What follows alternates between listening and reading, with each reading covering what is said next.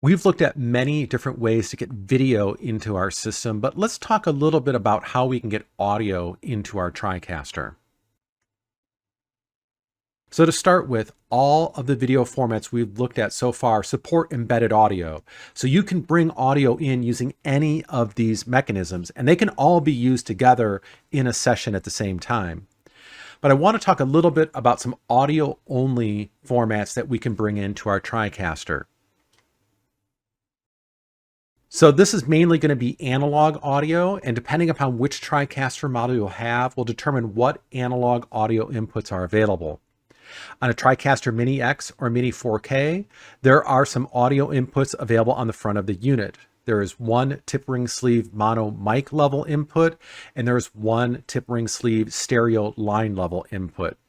You can see these listed on the front with a microphone and a left and right input. And for any rack mount style TriCaster, these will all have one set of XLR stereo line ins and 3 sets of tip ring sleeve stereo line ins.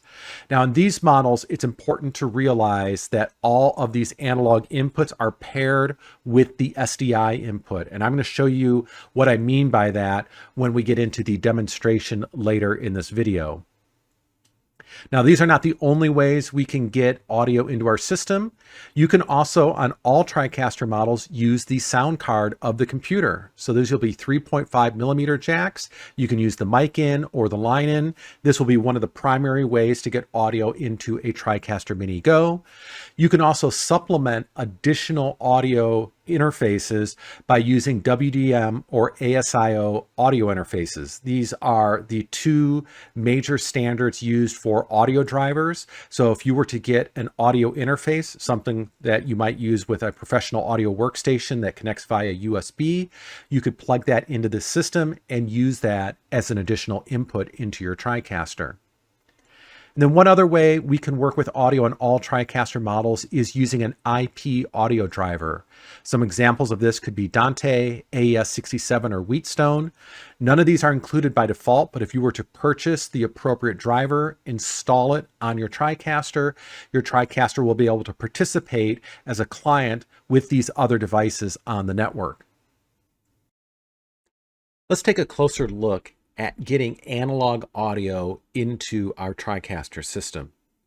We're going to start by taking a look at a mini system, getting analog audio in through its front connectors. Then we'll take a look at using an SDI-based TriCaster's analog audio. And then finally, we'll take a look at using the sound card of the computer. So this will apply to almost any TriCaster model, but especially to a TriCaster Mini Go, which will be a primary way to get audio into your system. So here we have my live desktop. And the first thing we need to do is open up the audio mixer so we can access the controls we need. So I'm going to open up the audio mixer by clicking this button down here.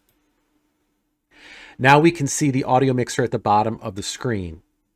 Now what I want to do is show you what happens by default when we set up an input, and then we'll show you how to override that default so that you can put your own audio into these sliders. So I'm going to go to input 1, and I'm going to select a video source. I happen to have some tone and a test pattern playing on this input, and you can see when I select it, you can see that there is tone showing up in that audio slider. Now, if I put my pointer at the top of the slider, you'll see a gear appears. And just like on the video window, clicking on this will allow me to set up the video. This gear will allow me to configure the audio. So I'm going to click on this, and we can see in here our audio settings.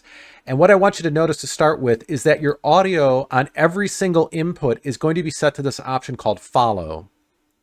When it is set this way, it is going to be pulling the audio from the associated video source.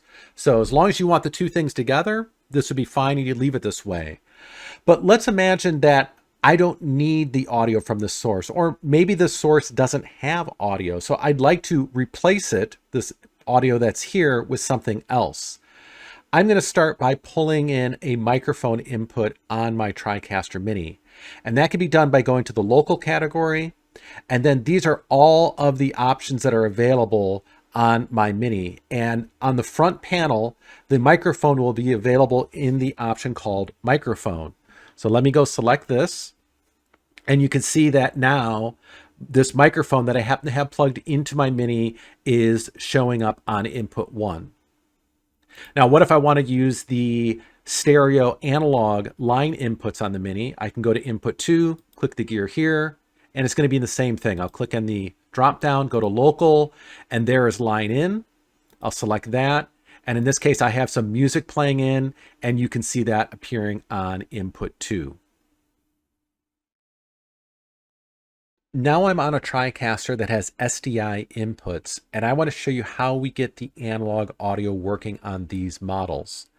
I happen to have some analog audio plugged into the number 2 analog in, but you'll notice that's not appearing in my audio mixer. So let me show you how you get this set up. So just to verify, if we go to input 2, I know there's no video in here, but it is set to SDI input 2. And if we go to the audio slider, you'll see that it's set to follow the source. So again, it is following the video input.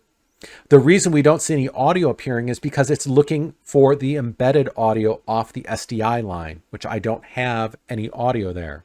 But if I click on this drop down, I can switch it to line, and then in a second, you'll see the analog audio appear. And at this point now, I'm getting analog audio coming in with this system. The only thing you should be aware of is that you can only select line or embedded for this input. I cannot use both at the same time. So make sure you plan that out as you're using your different analog and SDI inputs so that you avoid any conflicts. Now I want to show you how we can use the built-in sound card as an audio input. So I'm going to go to the input I plan to use. Let's just use input 1, click on its gear, go to the drop down, and under local, you're going to look for the device of your sound card. Now, what I want you to notice in this case is notice there's 2 line ins. This line in happens to be the line in on the front of my TriCaster Mini, but this second line in, this is the sound card. You notice it's got a little spring out menu, and it's showing me the name of my sound card. In this case, I have a Realtek audio card in the system. But if I select this, you'll see that there is audio coming in on this input, and it's now available in my TriCaster.